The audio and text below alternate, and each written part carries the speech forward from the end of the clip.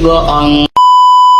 Aku hanya memikirkan satu peraturan penting. Kenapa kau lakukan hari ini kalau kau bisa melakukannya besok? Hahaha. Few moments later.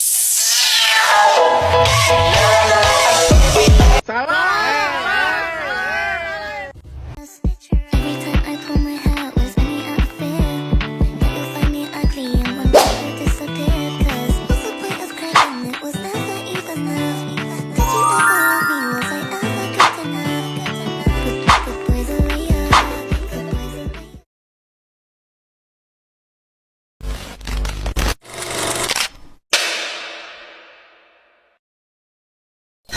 Bentuk-bentuk ancaman terhadap integritas NKRI berdasarkan artikel. Yang pertama, radikalisme. Radikalisme adalah paham atau gerakan yang ingin melakukan perubahan mendasar pada sistem negara. Biasanya seringkali dilakukan dengan cara-cara ekstrim. Radikalisme bertentangan dengan nilai-nilai Pancasila seperti toleransi, persatuan, dan kebinekaan. Paham ini dapat mengancam stabilitas sosial dan politik dengan menanamkan kebencian terhadap kelompok lain atau pemerintah. Yang kedua adalah politik identitas. Politik identitas adalah penggunaan isu-isu yang berbasis agama, ras, etnis, atau budaya untuk kepentingan politik tertentu. Politik identitas dapat memecah belah masyarakat karena mendorong pengelompokan berdasarkan perbedaan bukan persatuan. Hal ini dapat menciptakan konflik horizontal di masyarakat. Yang ketiga adalah ujaran kebencian dan hoaks. Penyebaran ujaran kebencian dan hoaks atau berita palsu melalui media sosial atau platform digital dapat memicu ketegangan sosial dan menyebarkan informasi yang menyesatkan. Hal ini sering digunakan untuk membangun narasi yang memecah belah masyarakat. Apakah ancaman tersebut semakin besar di era teknologi informasi saat ini? Jawabannya adalah ya. Ancaman tersebut semakin besar di era teknologi informasi saat ini, disebabkan oleh penyebaran cepat dan luas. Teknologi informasi, terutama media sosial, memungkinkan penyebaran informasi dalam hitungan detik ke jutaan orang. Hoax, ujaran kebencian, dan propaganda radikal dapat dengan mudah menjangkau audiens luas tanpa kendali yang memadai. Yang kedua, disebabkan oleh anonimitas di dunia digital. Pelaku dapat dengan mudah menyembunyikan identitas mereka di dunia maya, sehingga sulit dilacak. Hal ini memberikan ruang aman bagi penyebar radikalisme dan hoaks. Yang ketiga, disebabkan oleh algoritma media sosial.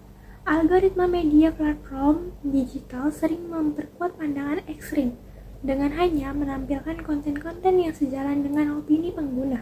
Ini menciptakan banyak sekali konten-konten yang menggiring opini, yang memperparah polarisasi masyarakat. 4. Kurangnya literasi digital.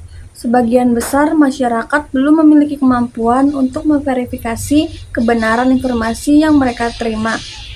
Akibatnya, banyak yang mudah percaya dan menyebarkan berita palsu tanpa menyadari dampaknya. Kelima, globalisasi informasi. Radikalisme dan politik identitas tidak hanya berasal dari dalam negeri, tetapi juga dapat dipengaruhi oleh narasi global yang tersebar melalui internet. Apa sajakah bentuk-bentuk upaya mencegah dan mengatasi ancaman tersebut? Bentuk-bentuk upaya mencegah mengatasi ancaman tersebut. 1. Meningkatkan literasi digital. Masyarakat perlu dididik untuk memahami cara memilah informasi yang benar, mengenali hoaks dan tidak mudah terprovokasi oleh konten yang bersifat memecah belah. Program literasi digital dapat dilakukan melalui sekolah, komunitas, atau kampanye di media sosial. Kedua, penegakan hukum yang tegas. Pemerintah harus bertindak tegas terhadap individu atau kelompok yang menyebabkan paham radikal, hoaks, atau ujaran kebencian. Penegakan hukum harus dilakukan secara adil untuk memberikan efek jera dan memecah kasus serupa di masa depan. 3. Penguatan nilai Pancasila. Nilai-nilai Pancasila perlu terus ditanamkan di masyarakat baik melalui pendidikan formal maupun informal. Pancasila sebagai dasar negara harus menjadi pedoman dalam kehidupan berbangsa dan bernegara. Keempat, pengawasan konten digital. Pemerintah dan platform media sosial perlu bekerja sama untuk mengawasi dan menghapus konten yang memuat ujaran kebencian, hoaks, ataupun propaganda radikal. Teknologi seperti kecerdasan buatan dapat digunakan untuk mendeteksi konten berbahaya. 5. Kerjasama antar elemen bangsa. Pemerintah, masyarakat, ormas, tokoh agama, dan tokoh masyarakat perlu bersinergi untuk menjaga persatuan dan stabilitas bangsa. Dialog antar kelompok dapat dilakukan untuk mengurangi potensi konflik. Yang keenam, peningkatan keamanan siber. Pemerintah perlu meningkatkan kemampuan keamanan siber untuk melacak dan memblokir propaganda berbahaya. Penguatan infrastruktur teknologi informasi juga penting untuk melindungi data dan informasi negara. Yang ketujuh, peningkatan kesadaran sosial. Masyarakat harus diajak untuk lebih peduli terhadap ancaman yang dapat memecah belah bangsa. Kampanye yang menekankan pentingnya persatuan dan toleransi perlu digalakan di berbagai media. Dengan langkah-langkah ini, diharapkan ancaman terhadap integritas NKRI dapat diminimalkan dan bangsa Indonesia tetap kokoh di tengah berbagai tantangan.